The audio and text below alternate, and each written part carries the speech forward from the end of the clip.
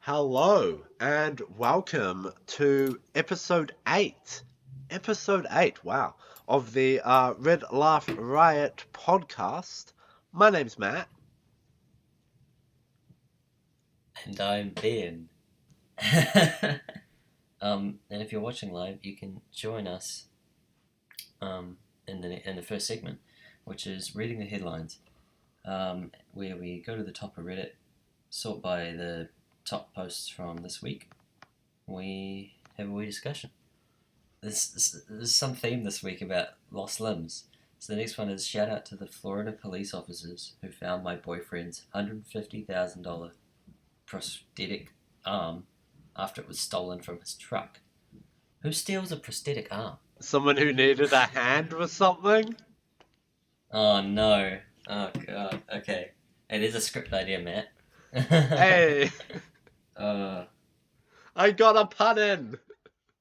It's just so sad. Like, what's the point? Yeah, you gotta be like Like, you gotta be a real asshole, to Yeah. nick someone's arm. Like, I mean, in terms of like motivation, right? The only motivation there is money, surely, right? But like, how do you like sell off a arm? Like imagine that deal going down. You know what I mean? Like, just like, hey, want an arm? I got an arm out back. It's like from that scene in Guardians of the Galaxy. I don't know if you've seen it. I haven't seen it. Where Rocket's like, I need that guy's arm. He's got like a prosthetic arm.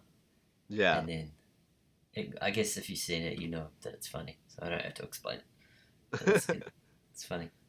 Anyway. Really weirdly, Reddit is obsessed with limbs and, well, the lack of today, because 3 posts in a row. The next post, well, I wouldn't normally read it, but just the fact that it's a limb one. Halloween is Christmas for us amputees. So it's a girl who's missing a hand, and Right. has like done makeup on it to make it look like it's been like chopped off and like there's blood going everywhere. Yeah. It's really cool. Why does Reddit love missing limbs? I don't know. But like, it's always pretty cool when you see like those with like disabilities and that sort of like incorporating it into like their costume and stuff. I don't know.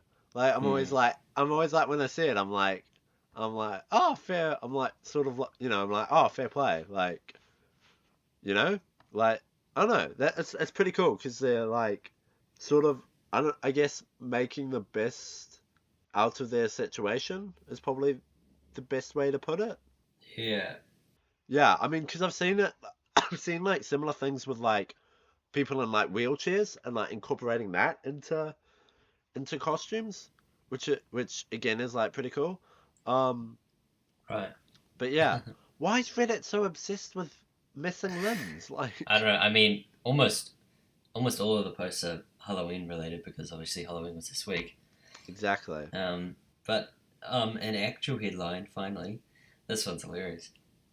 Today I learned in 2005 a guy named Doug Heckman read the EULA before he installed some PC software. So that's the end user license agreement, which is the thing that nobody reads. They just scroll to the bottom and click agree. Anyway, the agreement included a clause offering financial compensation to licensees who actually read the license agreement. He emailed the company, referred to the clause, and the company sent him a check for $1,000. What? I don't know what way. the software was. That's hilarious. That's awesome. I need to find that contract, find out what the software was, and then I need to email that company because I need $1,000. I wouldn't mind $1,000. Yeah. Does it say what what company the software was from or nah? It doesn't. Well, I mean, I never clicked the headline. I'm scrolling through the comments. Yeah. I don't see anything. Bugger. Yeah. Best comment I've ever written right, in like a Facebook feed or whatever, right? Like the post was like, "What's the most common lie ever told?" And I chucked in the comments. I was like, "I have read the terms and conditions," and I was like, Yeah, "Hey, it's ridiculous. Like, what do you think of those? Like, I reckon like they like they're not fair to the user because you have to be a lawyer to read yeah, and understand what they mean. So it yeah, doesn't make any sense that we have to click agree. Like because no one does. No, yeah." I it doesn't mean, make any sense. yeah, I mean, It's like it's the whole thing. they should have like a really basic thing. I know there is a website. There's actually a website. I can't remember what it's called. That actually a bunch of lawyers like actually condense it for you and tell you exactly like what the main What points it's are, actually saying, so you can yeah, actually understand them. It's yeah, so dumb that you have to do that. Like it should be law, that you have to do that yourself. Like and yeah. make it clear. Because basically what they do is they write it in. Because there's even like a language for that, like a name for like a fake, like you know what I mean? Like it's like Yeah, almost considered its own language, and the like word they use is legalese, yeah, yeah. right? Is the word they use to describe that. But I find it sort of funny with like terms and conditions and stuff like that, especially.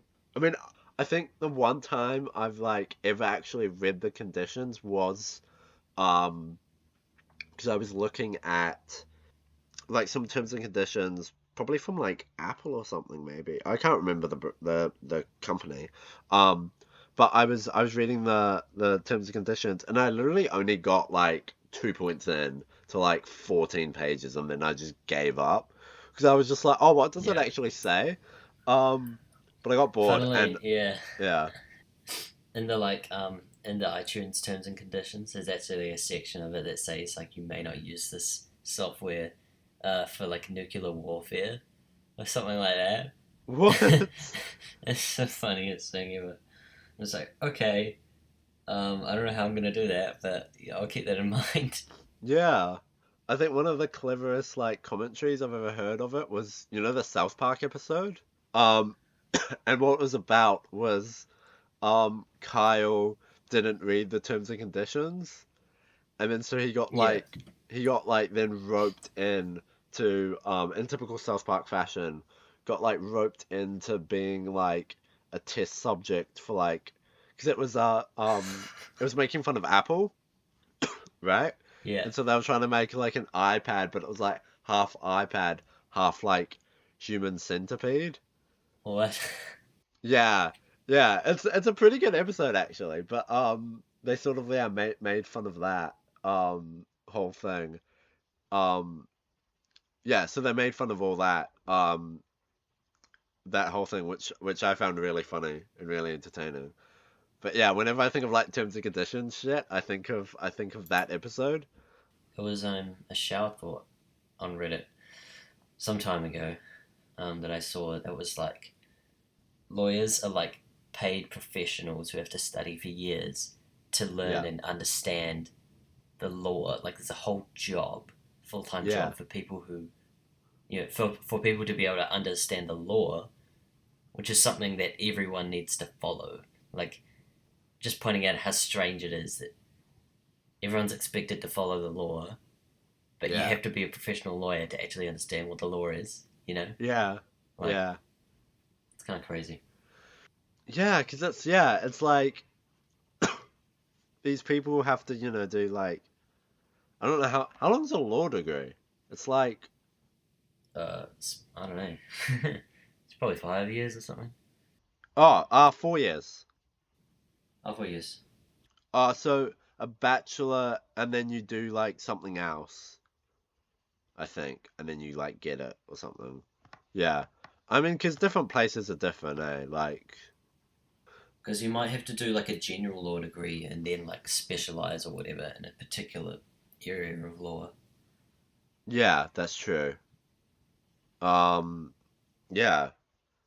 All right. Well, I don't know how we're gonna segue from law to music. In fact, movie music.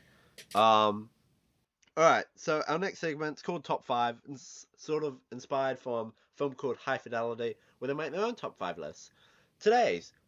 This week's top five list is top 5 movie soundtracks.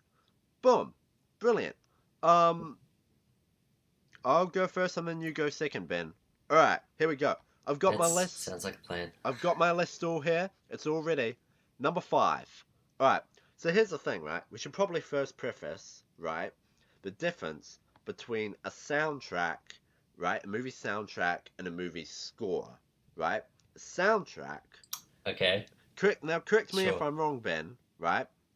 But my understanding of it is a soundtrack is like when you get songs that are already songs and then you like chuck them into your film, right? While a score is when you have music that's like it's recorded especially for the movie. That's my understanding. Um, yes and no. I mean, I think like score. Yeah, obviously score is specifically composed music. Yeah. Um, but I think yeah, soundtrack also like includes that. Like your soundtrack can be just score, or your soundtrack can be other music. Yeah. Your soundtrack is just whatever music is underneath. Number 5. All right. So I was trying to think, right? I was like, how should I like distinguish each point? Because I sort of like to when I make my top 5 list, or at least I try and set out to do it, and I usually end up just giving up and then just chucking a bunch of stuff I like. But I was trying to think. So the first point is sort of um, the interesting thing with this film is I actually I mean I think the soundtrack's great. Um, and I also think the film's great. Um, but with this film was one of the films where I actually had to study it in high school, and like when like we think of like films we studied in high school, they usually like it sort of takes the fun out of watching them. You know what I mean? Mm-hmm. Um, but for Yeah. me, when I watched this film, I was like, hey! And one of the like I was surprised by how much I liked it. Um, but with this film, I like watched it and I was like, nice. And the soundtrack's beautiful. Very much pretty sure it has a lot of like 19 from my memory, it has like a lot of like sort of 60s vibe to it. Or maybe it was a somewhere between like the 60s and the 80s from memory. It's been a while since I've actually seen it. So my memory's um pretty bad on it. Also in the fact that not only haven't I seen it much, but when it comes to like soundtracks are probably like the last thing I think of, which is quite bad to say like as a filmmaker, because music's really important. But Mm-hmm. I'm Yeah. so bad at it, eh? Like I'm like sort of sitting there like stressing over it. Um, Having said that, this film is Stand By Me. So Stand By Me, great film. Also with a great soundtrack. Um, yeah, I mean, I think one of the like, it's just like the choice of like music's like really good. Like I don't know, sort of that very like 60s sort of vibe with the music, which I don't know I just really liked, and I ended up sort of like discovering a lot of songs from listening to that album, which was dope. All right. Well, my number five is probably everyone's favorite, probably. So it had to be on the list. That's the Lord of the Rings. Um, Oh one of the wow, most okay. iconic, probably film scores of our age.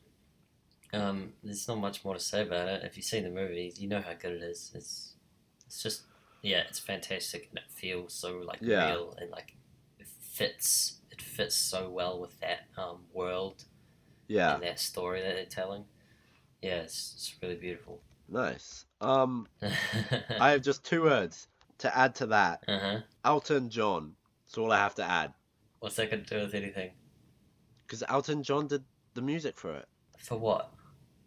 For Lion King. Like he did What? Elton John. I'm Ben. talking about Lord of the Rings. What? I'm so confused.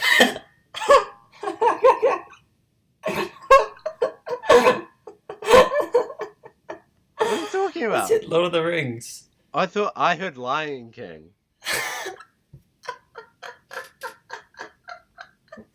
Okay, this is why we need to sit in the same room. This is the same room, yeah.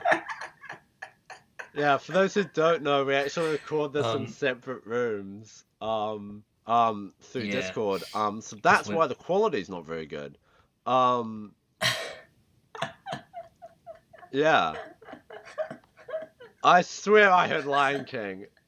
Oh my god, I'm so embarrassed. yeah. So if you don't want that to happen again, you should donate to us on on Patreon. Because seriously, we want to have a decent setup with microphones that you know will actually record record our voices properly, and we can have them in the same room. Just that vibe would be so much better. So yeah, if you have the money to spare and you want to help us, hit us up on Patreon. But there are other ways you can support us. Just sharing the podcast and listening along and commenting. Um, just to let us know we have an audience. Yeah. How's Fantastic. that for a smooth segue That there? was nice. Make the best out of a situation. Yeah, exactly. All right. So now we hit my number 4 pick. So this film I thought was really smartly scored. And that film is not scored, soundtracked. And that film is Boyhood. Because I think what Boyhood did really well is sort of captured, the whole family growing up, right? And we sort of obviously saw that with it being filmed over Yeah. the course of 12 years, right? Um, Yeah. yeah. And one of the things that they did well with that was through the music that was used, because each, like, Linklater and his team used like different songs like throughout it that were like whatever year it was like set, like the song would fit Yeah. that year or would have come out Yeah. that year, which sort of gave, I think it sort of gives that audience like perspective and sort of like, oh, I see, like now we're in this time, now we're in this time. Um, Also, it has a really good song in it, that I want to highlight. And that's, let me get this right. It's like it's playing over the scene when he's driving off to college. And I think it's called My Hero from memory. I just really like that song, and it was from that, listening to the movie was like the only reason why I actually heard that song. Yeah, so that's my number 4 pick, Boyhood. Yeah. My number four pick is Charlie and the Chocolate Factory. Um, and this Oh is wow. the modern version. Okay. Um, Firstly, I have to preface this by saying I don't get why anybody doesn't hates this movie. I love this movie, and I think people often mistake this for being a remake of the old movie, Yeah. which is not. It's a retelling of the book because it's based on a book. So people need to see that difference and see that they didn't ruin your childhood by remaking this movie that you liked. They made a new version, a new interpretation of the book, the original book, that is actually far more accurate. Yeah. So please shut up and stop complaining about this movie. Rant over.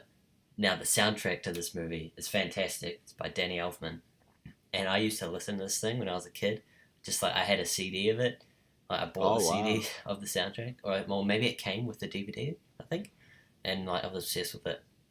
Obviously, there's the music that the Oompa Loompas sing, Yeah. but on top of that, the actual score as well, is really brilliant and really, really fun. Although Danny Elfman has a very kind of familiar feeling that you hear a similar vibe in like the Raimi Spider-Man films as well.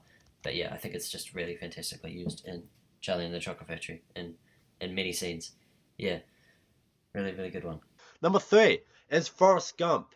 What a soundtrack, all right? And I'll tell you why. It's such a good soundtrack, right? Because let me just list, and let's make sure I don't get it wrong. Um, like the stuff that's on it, right? You got you got Aretha Franklin. We got the Beach Boys. I'm pretty sure there's Jimi Hendrix in there. There's Leonard Skinner. There's Jefferson Airplane. Like what a, because like the thing with Forrest Gump, right? Forrest Gump, in terms of like its soundtrack, it sort of stands as like a thing for the US. You know what I mean? Because it's like it's not just a film about like this one guy, you know, and like through his life, but it's a film about like, the US and its history and that, like, with Forrest Gump sort of being like plastered into like all these events of history, which is really cool. Um, Mm. yeah. So it sounds like it's really good at sort of capturing that whole thing of like America through through from like pre 60s to like, whenever when the film ends. Um, through like all these different important moments in history. Um, yeah, which was so cool. Yeah. Yeah. My number three pick is Avengers: Infinity War. Um, and yeah, this one's yeah. I don't know why. I mean, I can tell you obviously why I put this on my list, but it's not necessarily because it's got a like fantastic fun score, like like Lord of the Rings and Charlie and the Chocolate Factory. They're both very they're quite varied and they have a lot going on and they have lots of things to listen to and hear.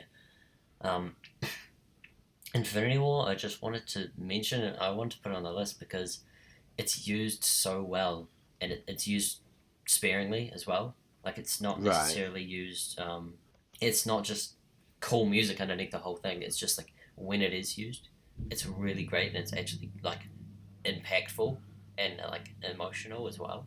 And it works, I think, so well. Better than any other score in any other Marvel movie. Most of them are fairly forgetful. Most of them. But I Right. think this one was done really well. It was done again by Alan Silvestri, who did the first movie, um, and then I think Danny Elfman did the second movie, reusing some of the score, obviously. Yeah, it's just used so well, and it hits you emotionally, I think. And when it isn't used, it's also really good. The sparingness of it, the fact that you don't always have the music there, um, Yeah. is also really good, I think. And not using score is still a good way to use score, if you know what I mean. Right. Yeah. All right. So number two, I tried to so with this pick, um so my last three picks have sort of been about like capturing like either the sort of musical landscape of either an entire country or someone's life, or sort of more like the nostalgia side of things when it comes to Stand By Me. But for this second pick, I think this soundtrack to this film is probably one of the best ever soundtracks. And that's because it encompasses, that's the word I've been looking for, encompasses a character so well. And that film is Baby Driver. Oh, it's just so Mm-hmm. good. I mean, how it's used is just like sort of blows my mind. Also, and the fact that it's all music I've never really heard of. Um, Right. and so that's so cool. Yeah. And that was one of the things that sort of stands out, in my opinion, with the film is the soundtrack and how it's edited. To the visuals. Yeah, I don't know. Yeah. It's just. Yeah, I mean, I agree. It's yeah, fantastic. The reason I didn't put it on my list, like I initially had it at like number five, and I was like, actually I can't, yeah, because to me, like it's a great soundtrack, but it's not the soundtrack necessarily that makes the soundtrack great. It's the coordination, like the uh-huh, choreography and the editing that yeah, make that soundtrack great because everything is coordinated to yeah, like the beat of the music, and yeah, that's yeah, to me, less the soundtrack making that good and the right, rest of it that enhances that and makes that soundtrack good. You know what I mean? yeah, Because you can't just. I mean, obviously you can just listen to that soundtrack on its own, but you won't have the same experience. You won't feel that music in the same way because you don't have those right, actions and that movement and stuff. So yeah. yeah, Um, cool. yeah, cool. Moving on then. Uh, if you've seen this movie, again, this is one of those things where you can't disagree. This is a fantastic soundtrack, for sure. And that's Tron Legacy. Um, Soundtrack was done by Daft Punk, and Hmm. it's just Yeah. it's so good. It's so good. And it's another one that you can just listen to on its own and enjoy it. Um, because it's obviously it fits the movie so well that they got Daft Punk to do it as opposed to just a normal film composer, because it's also synthy and electronic and whatever, Yeah. it's just probably not even synthy, it's just kind of like that electronic vibes, and just so well done. It really used well in a lot of scenes. Um, yeah, fantastic soundtrack. So now, yep. So now we've reached our point of, uh, we've reached the point of honorable mentions. So I got four, so I'm gonna very quickly go through them. First honorable mention is 2001: A Space Odyssey. What a soundtrack! In fact, there's Oh actually a yeah. really cool story. Because with it, that I found out. So what happened is I can't remember the guy who was originally. So there was a guy who was actually originally gonna score it. But um, but Kubrick had already like sort of temp scored it, right? Like put like his favorite like classical like music um Yeah. into the film. And so when the guy who was gonna compose it watched it, he was like, "Nah, I can't score this Uh-huh. because I'm never gonna like be able to come up with something like you know what I mean? Like it was already perfect." Yeah. Um, yeah, so Yeah. just the use of like classical music sort of to give this a big opus to, yeah, like the classical music sort of like purposely like fits sort of the mood and sort of creates the mood and the atmosphere of this film of like big empty space. Yeah, which is really cool. Second, second film is Straight Outta Compton. What a film! So Straight Outta Compton is, for those who don't know, it's a little biopic about NWA, who are, I would argue, one of the greatest rap groups of all time, if not the greatest. Um, and yeah, it sort of shows their rise, their rise to fame, and then sort of their fall as well. Um, and obviously, quite easy to sort of soundtrack a film when when it's already like about like musicians and that, right? So it's Yeah. obviously heavily Yeah. infused with hip hop and that sort of captures Compton and what NWA were all about. Yeah, so just a really really great soundtrack um as well. And so I guess sort of cheating, on the fact that it's was an album before before it was sort of a film. Um but yeah, Right. really really cool film. Third film is Breakfast Club. Breakfast Club. Oh, what a soundtrack. I mean, just, again, sort of similar vein to Stand By Me in that it captures sort of an era um of yeah, it captures an era. John Hughes, what a director. But like sort of lifts the film up, I guess. Also the fact of I think a good use like of a soundtrack is if you listen to like a song from a film and then when you listen to that film then your mind takes you back to the film, you know what I mean? Like I think that's Mm. a good Yeah. indicator of a good soundtrack. That's just my opinion. My final pick, all right, of honorable mentions, all right, this is a guilty pleasure, all right, don't make fun of me, but people are going to make fun of me anyway, so I don't really care. But it's Camp Rock. Camp Rock. So good. All right. So I tried to put a pick of like childhood. You know what I mean? Like a childhood Uh-huh. pick. This is Uh-huh. my Yeah. childhood pick. All right. I liked Camp Rock. All right. Sue me. Jonas Brothers, man. What a what what an icon. Yeah, I don't know. Yeah. I just I hear the sort of the music from Camp Rock and I'm like, mine takes me back to childhood. Yeah, so that's my honorable mentions. Mine honorable mentions. Firstly, obviously Baby Driver. I was gonna say that. Guardians of the Galaxy. Both those movies have great soundtracks. Yeah. And I think you would love those movies. Probably. I'm I don't su- know why you haven't I'm watched them. s Go do yeah, that, Matt. yeah. I'm surprised that it You didn't don't. make your top 5 to be honest. Well, Yeah, to me, it's because like I think it's more like it's great music, and it is used well in the movie, Yeah. but it doesn't. Those specific songs, I don't know. It's hard to say, but I don't think they fully are the driving force behind that movie. Or they don't enhance that movie. You know what I mean? Like it's just like a Right. great soundtrack. I think actually Uh-huh. it's probably used way better in the first movie, even though I like the music from the second movie way more. Yeah.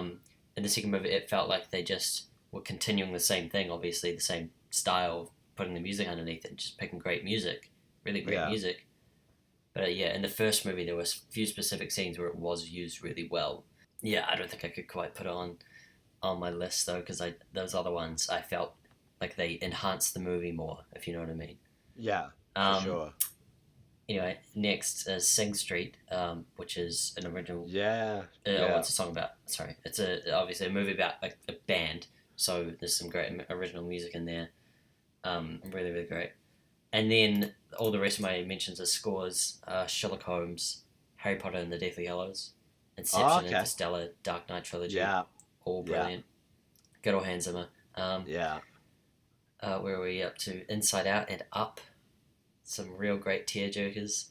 The Lego Movie actually has a really good score, and it's so unique because it like fits the whole vibe of that movie. It's really good. Um, all three Thor movies, they actually all have very quite different soundtracks, but I like them all a lot. And Iron Man 3, like the end credits sequence of Iron Man 3 is like one of my most favorite pieces of score. It's just so much fun to listen Yeah. to. And the actual end credit sequence is fun to watch as well. It's beautiful. Right. Yeah, that's my honorable mentions. So now we've reached it once again. Number one. So now my number one is here because, again, sort of encompassing a character. Um, it's the film 8 Mile. So for those who don't know, 8 Mile is a very thin, sort of, a thin line between like a fictionalized version of Eminem and just the way, because it's basically what it is it's a hip hop film, right? And the reason why it speaks out, it was basically between either 8 Mile or Straight Outta Compton, and 8 Mile ended up edging it out.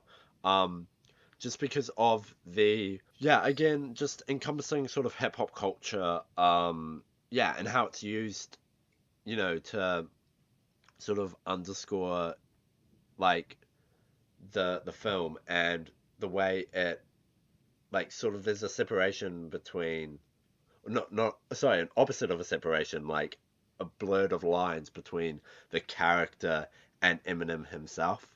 And obviously one of the things that 8 Mile has got going for it is the fact that it was the first film to win Best Original Song at the Oscars for Lose Yourself. That's the song.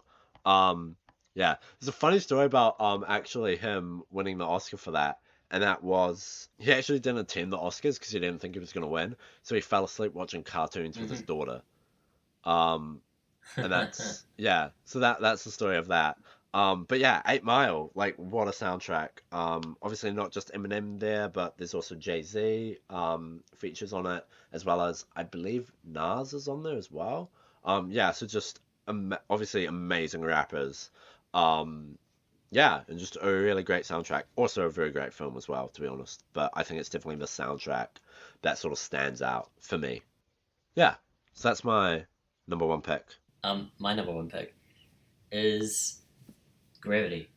And it's a film with Sandra Bullock and George Clooney. Lost in Space. Well, not Lost in Space. Stranded in Space. If you haven't seen it, go see it. Um, it's it's so good, and the music, and the score, and the soundtrack, and everything in this movie works so well for it.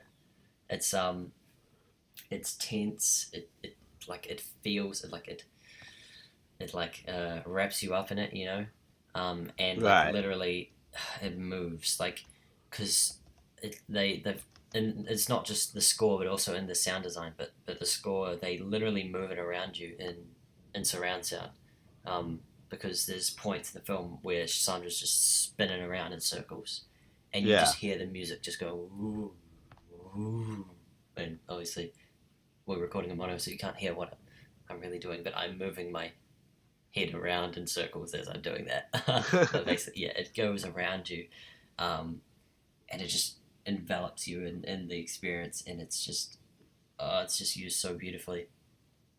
Yeah, I can't explain how fantastic that score is and how well it is used in that movie. Yeah, absolutely. Yeah. It's Um, really. Did you have anything to say on that? Have you seen the movie, Matt? yeah, I have. Yeah, Yeah, I mean, totally agree with you. And that, yeah, really good score. I think again, sort of in a similar vein to what I was talking about with 2001, sort of just adding to that sort of emptiness um of space. right. Yeah, just Yeah, really well sort of captures, that that atmosphere. Yeah, yeah, for sure. yeah, Um, yeah. yeah, Absolutely.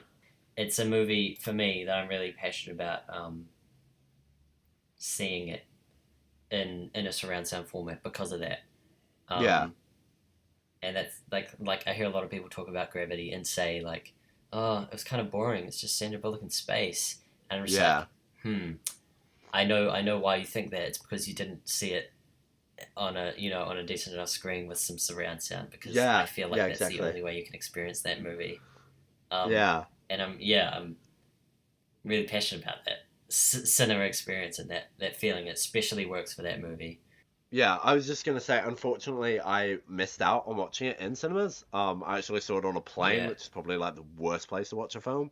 Um, Ouch. compared to, yeah, Yeah. exactly. Compared to, to a cinema. Um, yeah, I mean, there's something about, about going and actually seeing a film in a cinema versus, Yeah. either watching it at home on a laptop screen or even like a TV screen.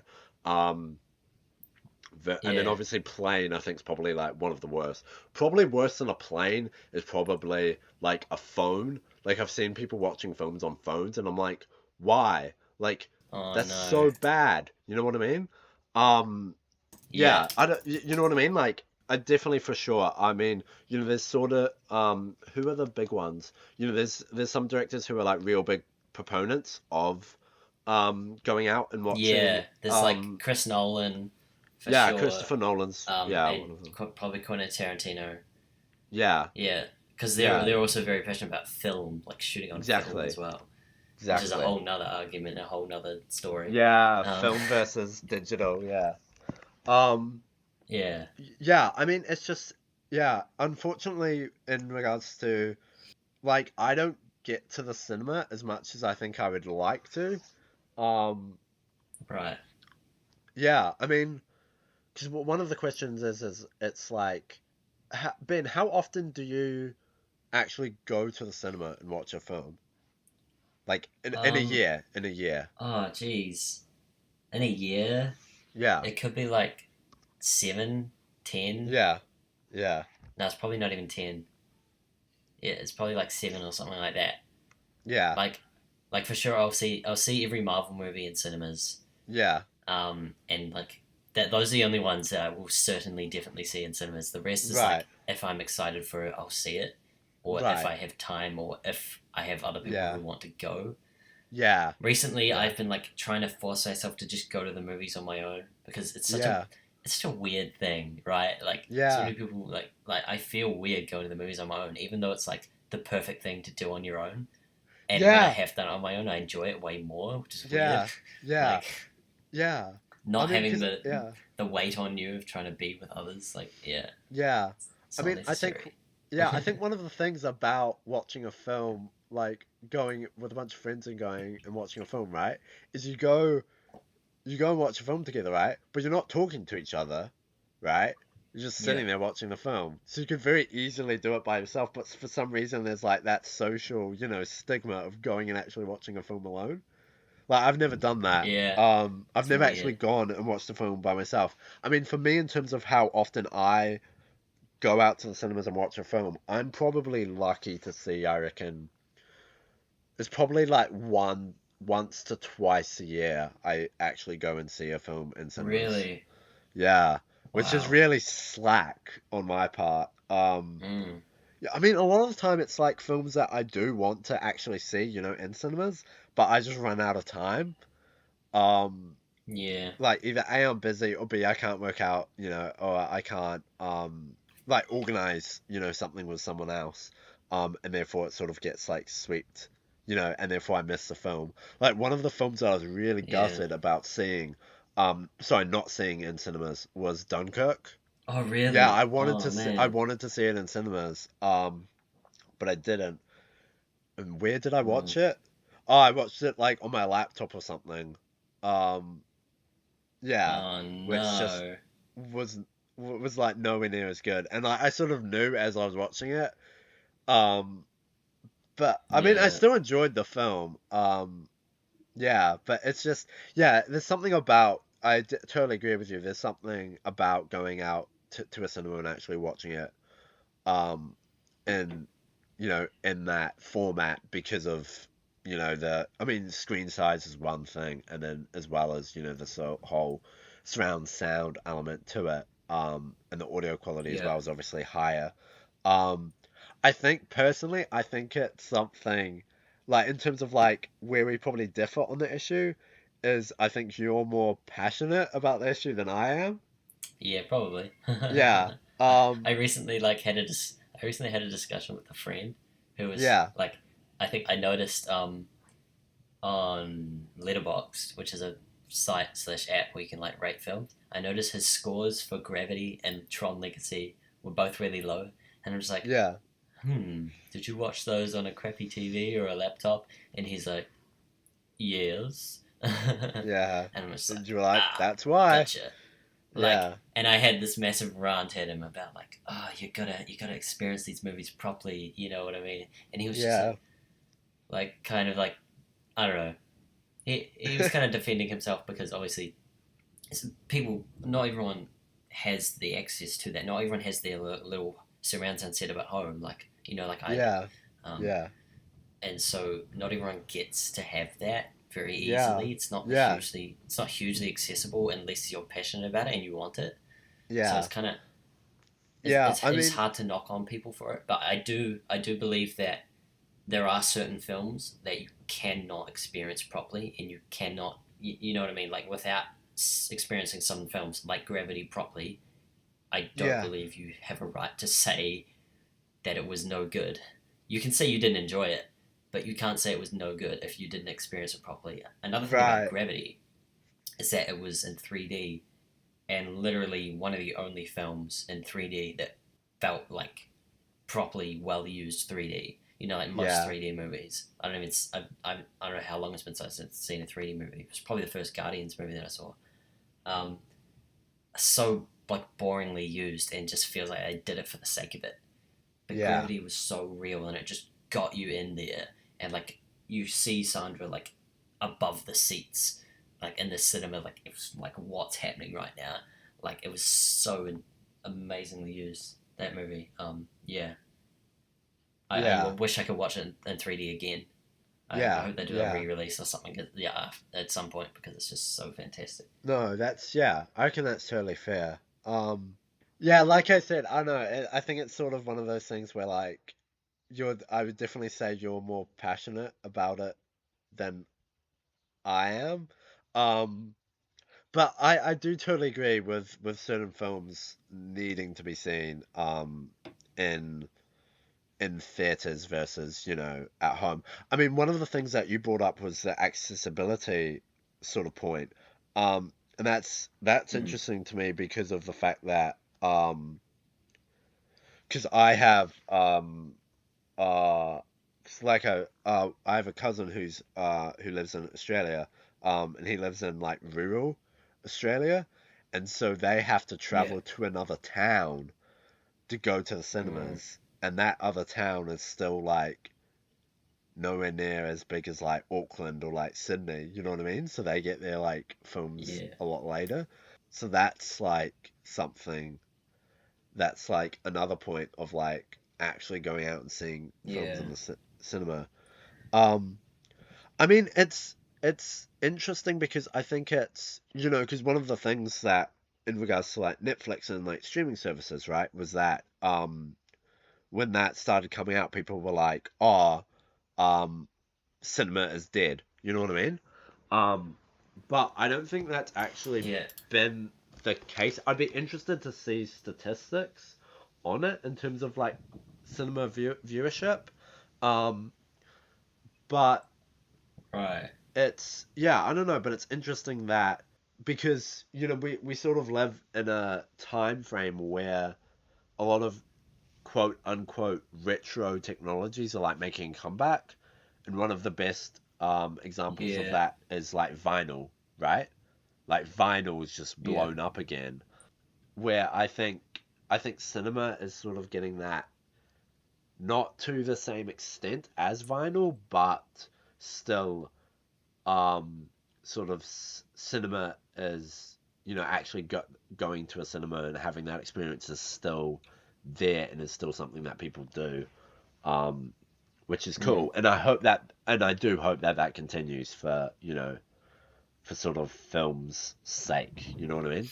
yeah. I feel like in more recent years, like going to the cinema is more reserved for the huge blockbusters. Like, Yeah, like those are the ones obviously that pull in the most cash because they're just like real popular movies, right? yeah, Like I feel like less people, if they want to see, I'm speaking from my own experience as well. If I want to see a movie that I've heard hyped about, like critically, like something that's Oscar bait, or something like that, yeah, or I don't know, just any movie that's not like a blockbuster that I'm intrigued by, yeah, that I usually wouldn't go because it's yeah, like there are a lot of those movies that I don't think are necessary to be in a cinema to experience properly. right, Most of those kind of art films are like that. Where they're not yeah, a huge blockbuster. They don't necessarily need that huge soundscape and visual, uh, right, size. So I don't know. I feel like yeah, a lot of people can go with that and can just wait for the movie to come out later. So that's what I do. Most of those movies, I hear about how good they are, and then a year and a yeah. half later, I see them for You rent. I've actually seen then them for watch cheap them? rent on iTunes, Yeah, and then yeah, I watch them yeah, because I can't be bothered going to the movies and spending the $10 or the $15 to see it. But yeah, recently, I've tried to kind of force myself to just go do it because I know I enjoy it so much, and it's just kind of yeah, there's not that much yeah, reason for it other than maybe $10 and a bit of travel time. yeah. And realistically, if you think about it, for the amount I enjoy that experience, it's actually so worth going. Like, because Yeah, yeah. I talked about recently going to see Bad Times at the El Royale, Oh, and I need to see that. just Ah, going, yeah, just seeing it, yeah, just seeing it like in the theater, and also being on my own, I think helps me enjoy it. To be honest, I enjoy just yeah, being me in the movie. You know what I mean? Because yeah. also the theater was really empty. That also actually really Okay, helps me. If it, yeah, just like because obviously it's like when I watch movies at home, either on my computer or my own surround sound setup, which I used to have back in Christchurch.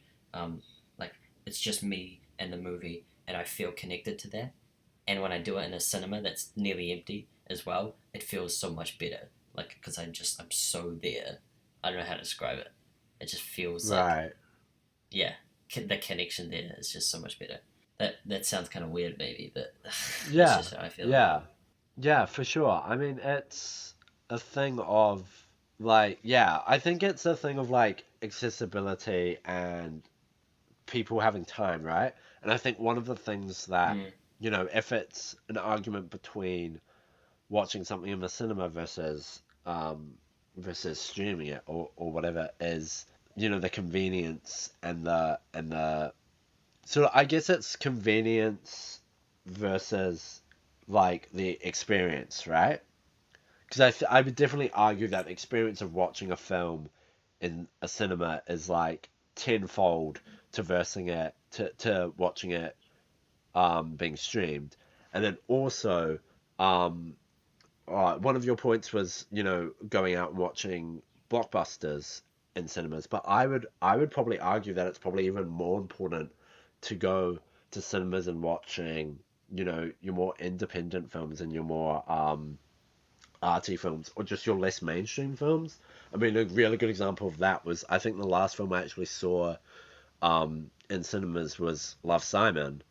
Um, Yeah. which was a an LGBT film, but by a major studio, which was like a huge deal. And so I wanted to go and watch that. Like I made sure I went and watched that in cinemas because I wanted to support because Mm. I wanted to Yeah. support it, because it's a whole thing of Yeah. like, Absolutely. if you like that type of film, whatever that type of film is, right? If it's your big blockbuster Marvel or your big Disney blockbuster, or your limited release indie, right? If you Mm. like that film, go and support it. Because then Yeah. that Absolutely. support will result in more, hopefully, people making more of it, right? Because they'll be like, oh well, this film was financially successful, so we can then make another one. Because at the end of the day, whether we like it or not, the film industry is an industry and is a business, and its major concern, for better or for worse, is to make money and to be profitable. Yeah, it's a good point about supporting those movies. Eh, Yeah, that's one of the reasons I definitely wanted to go see Bad Times. yeah, Because I wanted to support it because I heard like Chris Hemsworth was talking about it just like on Instagram or Facebook or something, saying how much yeah, fun he had with the movie and how he wanted people to support it. And it's like, yeah, yeah, I should do that. yeah, And it was really great. And yeah, yeah, you're right. I should see more movies on my own, like and support them. It's just that, like most of those indie movies, like if they're not done by a big studio, they're like super limited release. Like maybe they yeah, last for like a week, exactly. or they're like only at a festival or something like that. Yeah, And so for me, it's easier to find out what the good ones are, and then watch yeah, them later when they're out, on iTunes or yeah, whatever. Which I think is not necessarily the best mentality to have. I agree. I probably yeah, should be just going out and seeing more movies. yeah, Because yeah, I yeah, agree. I think we need to support the industry and support those filmmakers specifically so much.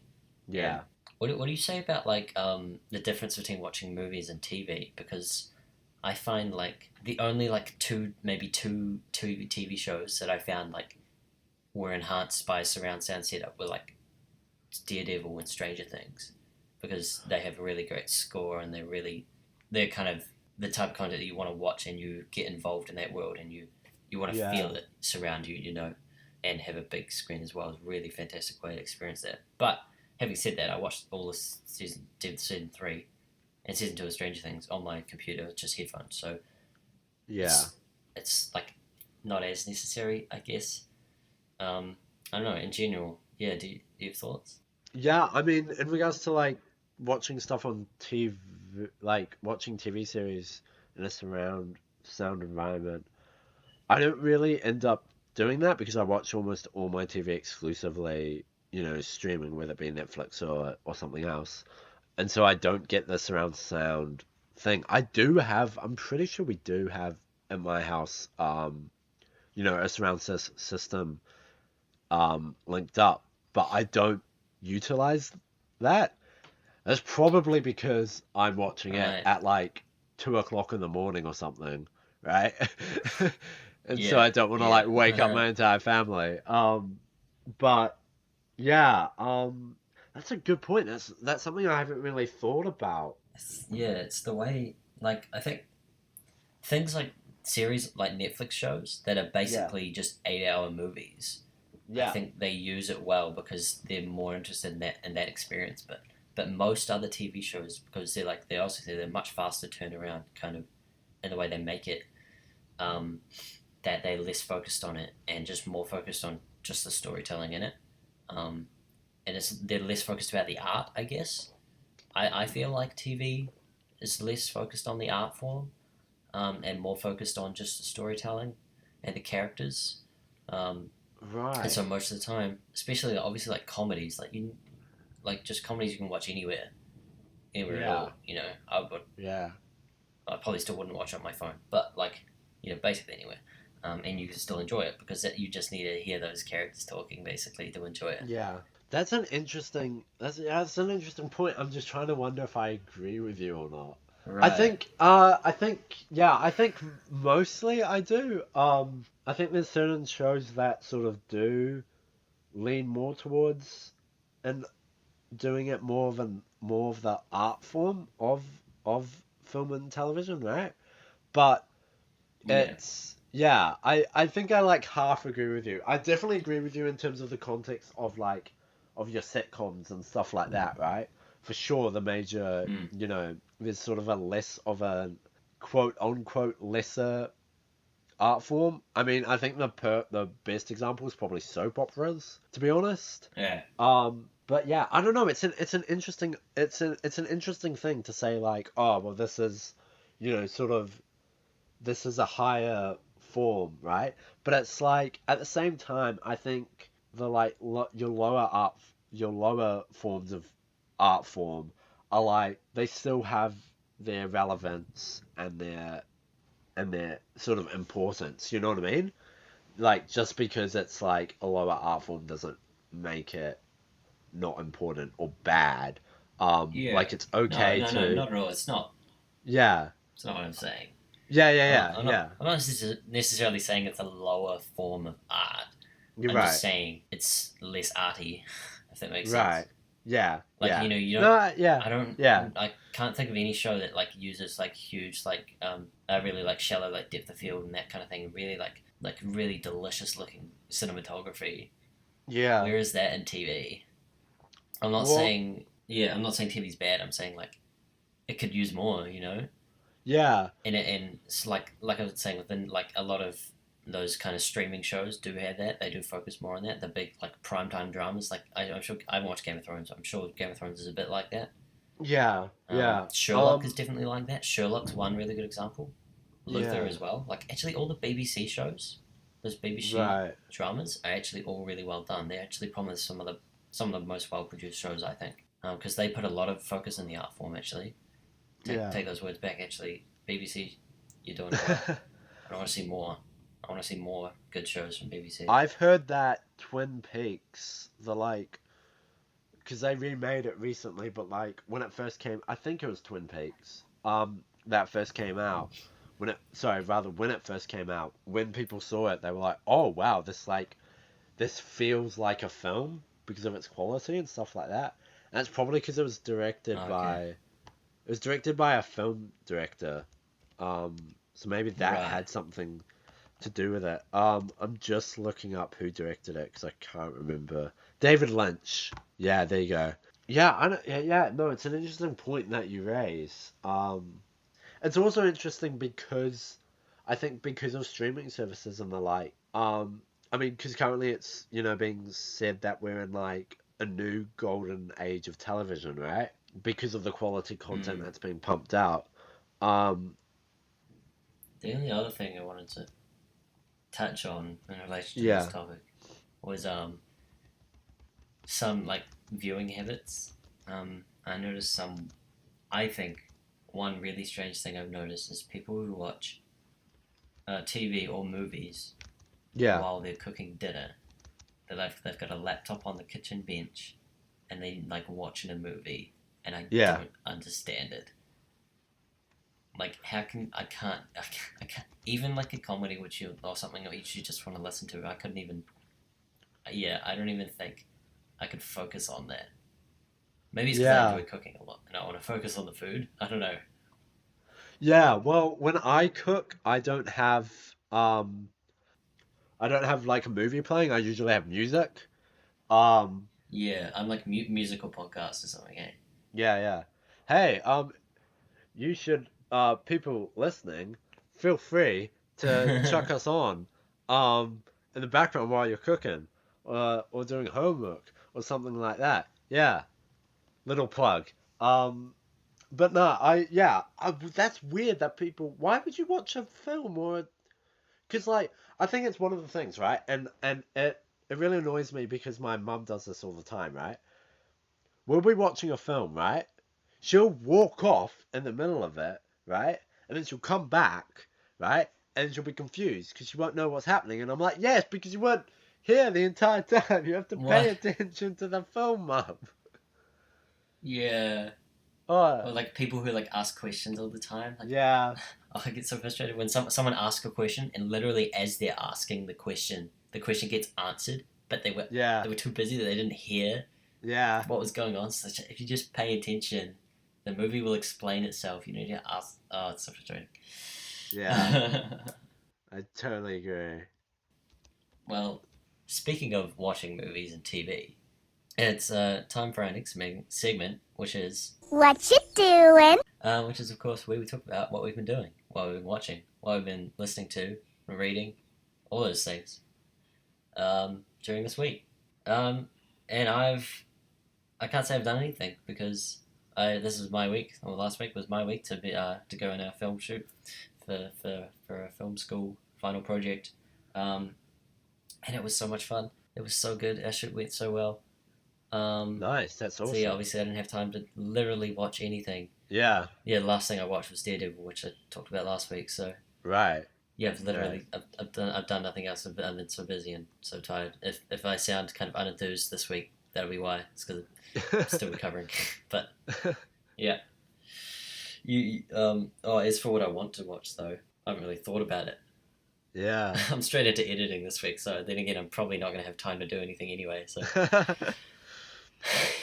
you just go ahead, Matt. I don't Yeah. think I have All anything. right. I'll pick up the slack this week. It's a nice change. It's usually me being absolutely useless or rather too busy. Um and then Ben doing all the talking. So now it's my turn. All right. Here we go. All right, what I've watched this week. All right, first thing I want to talk about. I have three things I want to talk about. First thing I watched. I finished Call Me by Your Name. What a film! All right, Oh what a yeah, film! All right, nice. I'm talking about it. All right, here we go. Okay, so firstly, what struck me about the film, right, was just how like the entire time as I was watching it, I was just like, this is just beautiful. Like just such a beautiful film. In every sense of the word. One of the major things I reckon is its cinematography and how it was shot and sort of the blocking of the characters was really interesting to me. Um, Okay. yeah. So that was one of the things that stood out. Another thing that stood out was obviously the two main actors' performances. Um, being Timothy. I'm gonna mispronounce his last name. Chalamet, and Arnie Hammer did an absolute beautiful job. Um, yeah, I don't know. It's just the entire time watching it, I was just like, this is beautiful. And there's one scene in particular that I want to talk about. Um, and if you haven't watched it, um, just skip ahead a bit, or just block your ears or something like that. But Oh wait, are you serious? I'm I not don't gonna think block it. my ears. I don't think it's much of a. I don't think it's much of a spoiler, to be fair. Um, but there's one scene Okay. in between it, and there's this beautiful monologue by Chalamet's father in it, um, and he's talking to his son sort of about love and about heartbreak, and it's sort of telling him like it's okay to um, like it's it's okay to like feel this way, and sort of like hold on to that, like, um, and sort of don't go rushing into like another like another relationship sort of thing. Um, yeah, I don't know. It's just beautiful, and it's just yeah, it's just beautifully shot, well written. Because I'm pretty sure it did. Yeah, it did win the Academy Award for best adapted screenplay um, at this Right. year's Oscars. Um, and obviously was nominated for Best Picture as well. But yeah, just a beautiful film. And just really like tugs at your heartstrings, especially towards the end. And just a really interesting, yeah, just like a really interesting film. Yeah, so that's first film that I want to talk about. Second film I want to talk about is Edge of 17. Um, Ben, have you seen Edge of Oh 17 or no? yes. You have? Yeah, yeah. I think it Yeah. was one of my honorable mentions. I can't remember. But yeah, Um, it's one of my faves. Absolutely. yeah. So I saw it the other day. Here's what I noticed about it, right? Um, so I went into it sort of with the knowledge of the fact that critics absolutely loved it. Haley Steinfeld's performance was like basically sort of the highlight of the film. And I Mm. went into it, and like the first act I was like, yeah, the first act I really liked, and then it hit like somewhere between like the second half of the first act and like the first half of the second act. Like at some point during it, I was just like, uh, I don't know. I was sort of was like, got to the point where was like, I don't really know what, like I was kind of like, I don't get it. Like I didn't really get the hype. But having said that, Oh, having okay. said that, in the like second half of the second act to the third act, that's when for me the film really sort of picked up. Um, and and there was sort Mm. of a point where I said to myself, oh, okay, now I get it. Um, yeah. Right. Um, but I totally agree in regards to the critics of the fact that Steinfeld's performance was amazing. Um, I really loved her performance. I thought Woody Harrelson was also great in it. There was Yes. moments in Yeah. it. Absolutely. There was moments in it that I was laughing. The jokes were landing. As well as I mean, I think also because of the fact that it sort of did have a little bit of like sort of your more darker humor, which I really enjoy. Yeah. Um, and also, yeah, just like sort of a little bit like of a quirky edge to the film, which I really liked. The ending, I really liked the ending because of the fact that during the film, I was like, no, you should be with, I was like saying to myself, well, I think saying to the screen, I was like, you better leave, I was like, you gotta leave this guy and go with this guy, right? Like, that's what I was thinking, right? Yeah. Yeah. And then when the end happened, I was like, yes! Like I literally, as I was Yeah. watching it, I was like, like I verbally exclaimed, yes, um, to Yeah. the end. Yeah, like just a really nice, quirky film with an absolute stand-up performance, from Haley Steinfeld. Yeah, like a really good film. All right, now we hit my It's third. got a great soundtrack too, actually. Yeah, it So. does. No problems. So now we get to my third point, which isn't actually a film, sort of a YouTube series. In fact, two of them. It's more of like a vloggy series, I guess is the best way to describe it.